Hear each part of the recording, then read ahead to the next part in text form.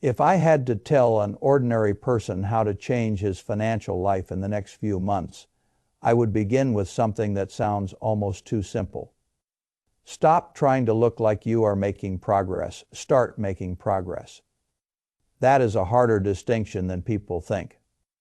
I have spent most of my life around money, and one pattern appears so often that it is almost comic. People do not only make bad financial decisions because they are lazy, foolish, or mathematically weak. Very often they make them because they are trying to create the feeling of progress before they have built the structure that makes progress real.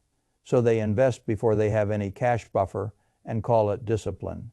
They upgrade their life after a small raise and call it reward. They open a brokerage account and still never look at the debt quietly bleeding them. They consume financial content every night and mistake that for action. They talk about freedom while continuing to finance things that shrink it. What they are really buying is not wealth. They are buying the emotional sensation of being on the way. That is not enough. If I were starting over, or if I had only a few months to help somebody rebuild from the ground up, I would do almost the reverse of what most people do instinctively. I would not begin with returns. I would not begin with side hustles. I would not begin with stock picks, charts, or the seductive idea that one bold move can rescue years of drift. I would begin by creating order, because that is what financially strong people have that weak financial lives do not. Not secret tactics, not perfect certainty. Order, order in the numbers, order in the accounts, order in the purpose of each dollar, order in what gets protected first and what gets grown later. Order in how much life costs and how much life can continue costing without eating the future. Most people who feel trapped do not merely have a money problem. They have a disorder problem. Their money has no assigned roles. Their spending has no real boundaries. Their debts are scattered like loose wires. Their goals are vague. Their saving, if it exists, is treated like a leftover. Their investing, if it exists, is mixed up with money that may be needed too soon. Their system has no hierarchy. Then they wonder why every surprise feels like an attack. A disordered system turns ordinary life into repeated emergency. That is why I believe the first months matter so much. Not because they make you rich in 90 days. That is nonsense. The point of the first months is to stop letting chaos make decisions for you. If you can do that, then time compounding and rising skill can begin helping instead of merely repairing damage. I have never thought money was mainly there to impress. The world thinks that way. The world is wrong. The real purpose of money is to buy control over your reactions to life. It buys the ability to remain calm a little longer.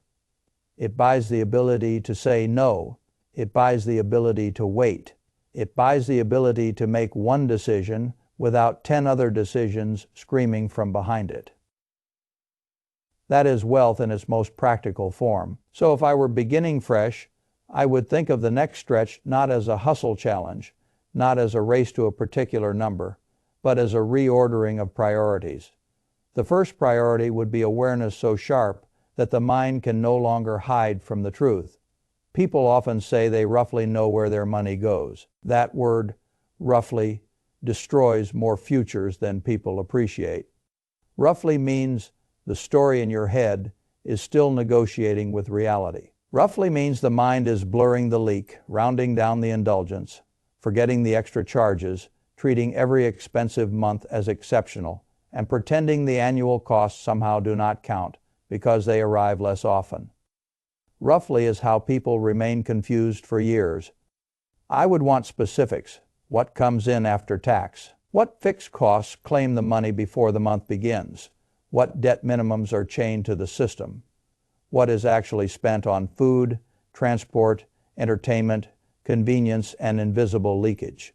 What is already being saved? What is already being invested? What annual bills have been mentally erased because they do not visit monthly? That is not busy work. That is reality. And reality, once measured, is far less frightening than fantasy. Fantasy turns every money problem into fog. Fog makes the problem feel spiritual, cursed, impossible to grasp. But once the numbers are laid out, the thing becomes mechanical. Hard, yes, embarrassing, maybe, but mechanical. And mechanical problems can be solved. I would go through every statement from the last 90 days, every card, every bank account, every auto draft, every subscription, every frictionless little convenience that became a habit because it never demanded a conscious vote. Then I would ask a brutal question: if my current life ran exactly this way for another year, where would it leave me? Not emotionally, numerically. That question has a way of sobering a person very quickly. A great many people discover that what they called normal was simply unsupervised decay. The spending was not evil, it was undirected. The debt was not mysterious, it was tolerated. The goals were not impossible, they were unsupported. Once that is visible, then the next task becomes obvious. Stop the bleeding. The culture prefers to begin with growth because growth sounds uplifting. But growth on top of uncontrolled leakage is like pouring clean water into a cracked bucket and declaring victory because the stream looks nice on the way in. If the cracks remain, the future still goes missing. So I would cut before I chase, not cut everything, not become dramatic, not create a punishment phase that cannot survive contact with ordinary life. I would cut with precision. I would take the largest adjustable categories first and ask what can be reduced without making life truly worse. Housing may not move immediately. Fine. But maybe the food delivery does. Maybe the subscriptions do. Maybe the shopping that was really mood management does. Maybe the insurance can be quoted. Maybe the phone bill can be negotiated. Maybe the weekend drift can be confronted. Maybe the car can be sold, downgraded, refinanced, or at least looked at honestly. People love pretending the small leaks do not matter because none of them is large enough to feel criminal. But leakage compounds. Small habitual foolishness is still foolishness. Over a year, it becomes structure. I am especially suspicious of spending that claims to be a reward. Reward for what? Reward for being tired. Reward for having a hard week. Reward for not liking your job. Reward for feeling behind. Reward for making it through another month of a life whose design remains wrong. That kind of reward often functions like sedation. It softens the feeling and strengthens the trap. The person says he deserves the meal, the purchase, the upgrade, the weekend trip, the bigger apartment, the better car. Sometimes he does deserve pleasure. I am not anti-pleasure, but pleasure that is financed by weakening the structure underneath life is too expensive for what it gives. It creates a little ease now by borrowing a lot more pressure later. That is why I would force spending to answer a higher standard. Does this improve the real quality of my life, or does it merely help me tolerate the quality of a life I should be redesigning? Those are not the same. Once the leaks are smaller. The next step is not glamorous. Good. Real wealth is built through a lot of unglamorous decisions that the culture tries hard to make look boring. Boring is underrated. Boring survives. The next step is cash not because cash is exciting, because cash gives the entire rest of the system permission not to panic. I have never understood the contempt some people have for emergency reserves. They say cash is dead, lazy, unproductive, losing to inflation. That is one side of the picture. The other side is this. Cash keeps a broken transmission from becoming a credit card spiral. Cash keeps a layoff from becoming immediate desperation. Cash keeps market volatility from being interpreted as grocery money disappearing. Cash buys time, and time is one of the most precious things money can buy. So before I became preoccupied with performance, I would become preoccupied with stability. I would build the first layer of reserve as fast as possible. 1 month of bare essentials if I could. The first 1,000. If that is where psychology needs a quick win, then onward. Why do I say psychology so often? Because people like to imagine money is only arithmetic. It is not. The person with no reserve does not merely have less money. He has less emotional flexibility. He is easier to frighten, easier to force into bad timing, easier to manipulate, easier to panic. A reserve is not just financial. It is behavioral armor. That armor changes everything. Now, while that first reserve is rising, I would look at the debt not as a shame pile, but as a list of negotiations with the future. High interest revolving debt is not just an inconvenience. It is a hostile force. It compounds against you. It takes the miracle that should be helping you over time and turns it into a weapon aimed back at your own life. That sort of debt deserves aggression. There is no glory in keeping it around while pretending the investing story is more exciting. Sometimes the best investment available is the removal of a guaranteed drag. I do not care whether someone prefers the debt avalanche because it is mathematically cleaner, or the snowball because the psychological win matters more. I care that the debt stops being abstract. I care that the list exists, the rates exist, the order exists, and the attack exists. Confusion is what keeps debt powerful. Clarity shrinks it. I would also use every available source of friction reduction. Call the lender, ask for a lower rate, ask for a hardship plan, ask for anything better than silence. People are far too passive with institutions that are perfectly happy to charge them for that passivity. Now, this is where I diverge from the lazy one-step gurus. I do not think a person should wait until every dollar of bad debt is dead before doing anything else. Progress needs layering, protection, and repair should rise together. As the debt is attacked, the reserve should still exist and grow. The system must become sturdier even while it becomes cleaner. Otherwise, one surprise resets the whole thing, and the person learns despair instead of discipline. Once the reserve has begun, and the toxic debt is no longer allowed to live comfortably, only then do I want to bring investing into the center of the story. Notice the order. Not because investing is unimportant, because investing needs room. A person with no room does not experience the market the way a calm, long-term investor does. He experiences it as danger. A 20% decline is not merely a statistical fact. It is an assault on next month's confidence.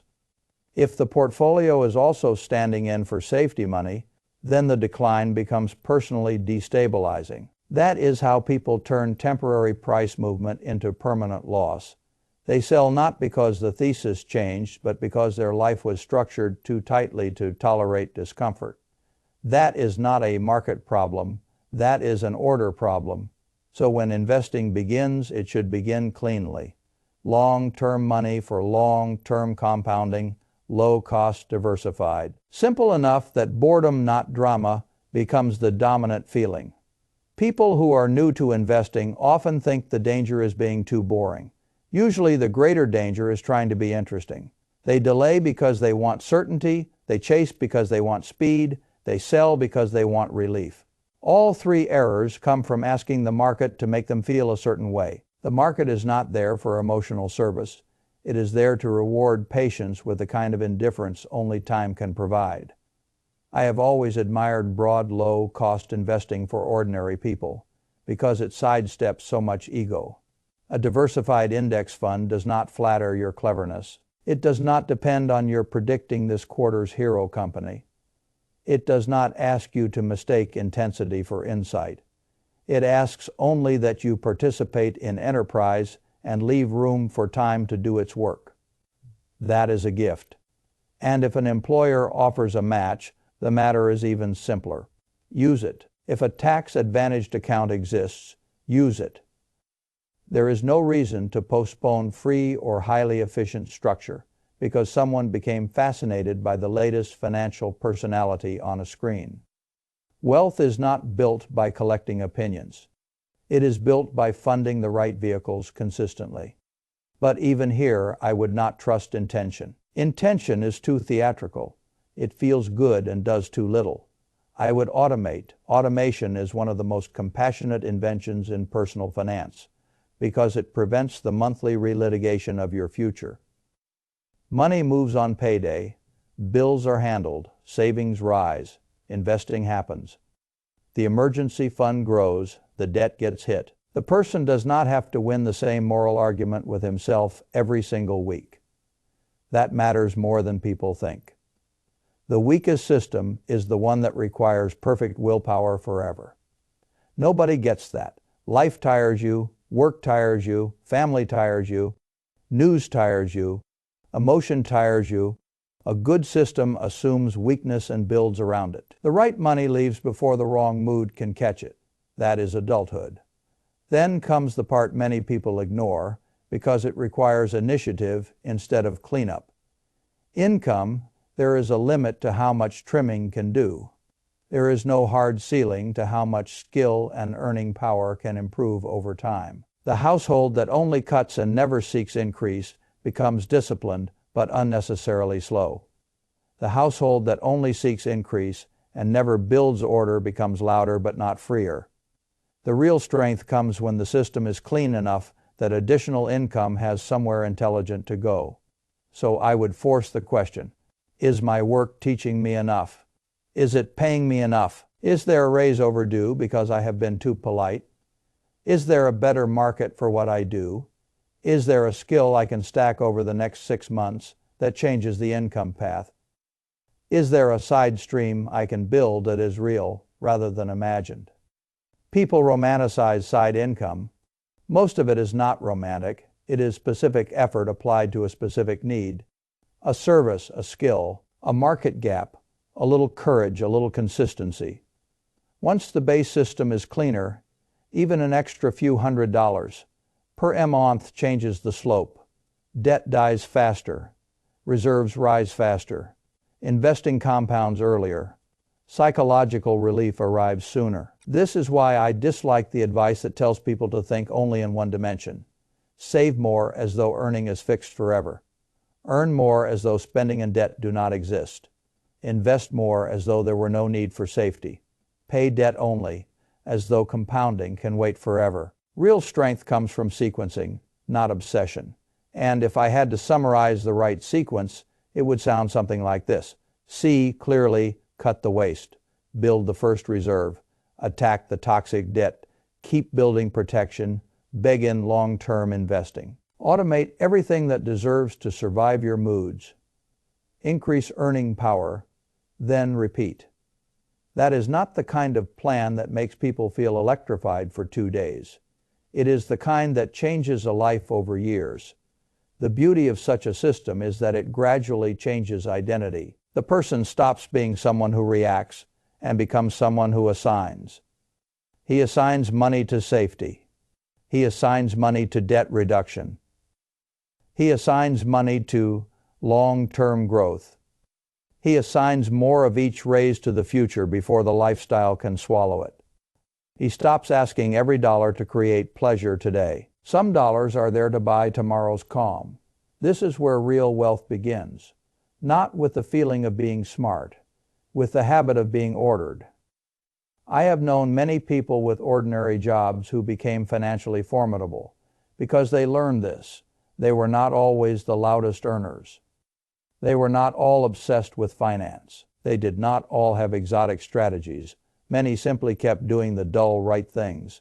Saving using tax-advantaged space, avoiding giant housing and car mistakes, letting compounding do its work, not quitting the process every time life got emotionally inconvenient. Fay Felicite, Fay turn 18, file 6, Fay turn 18, file 10, Fay turn 18, file 5, Fay. That should be wonderful news for anyone who thinks he needs to become a genius before becoming stable. He does not. He needs order first, then protection, then persistence. If you force me to say what most people do wrong in the first 6 months of trying to fix money, I would say it this way. They chase the visible before the structural. They chase the exciting before the stable. They chase the future before securing the present. They chase income before stopping leakage. They chase investing before building room. They chase appearance before autonomy. I would rather reverse all of it. Make the present sturdier. Give each dollar a purpose. Get the bad debt out of the room. Build enough cash that volatility and inconvenience no longer dictate your behavior. Invest in a way your ego cannot easily sabotage. Raise earnings without immediately expanding obligations. Track net worth, not just income, so you can see whether your life is truly becoming less cornered. Do that for a few months, and then keep doing it for years. That is the point people miss. A financial turnaround is not one heroic sprint. It is the installation of a machine. Once installed, the machine needs review, adjustment, and maintenance. Yes, but it no longer asks for reinvention every week. It starts producing progress while you live. That is what a sound system feels like. It feels less dramatic than the culture promises. It feels less glamorous than social media sells. It feels more boring in the moment. It feels much better in real life. Because real life rewards a person who is hard to corner. And that, in the end, is what I want money to do. Not make me look rich, not make me sound informed, not make me temporarily feel superior. I want money to make me harder to corner, harder to frighten, harder to rush, harder to manipulate into bad timing, harder to shame into dumb spending, harder to trap. That is freedom in a form the balance sheet can actually support. So if someone handed me 3 months and said, "Fix the direction of your money," I would not begin with the dream. I would begin with the order that makes the dream possible. And once the order exists, the rest becomes not easy, but finally believable. That is enough. More than enough, in fact, for a very strong beginning.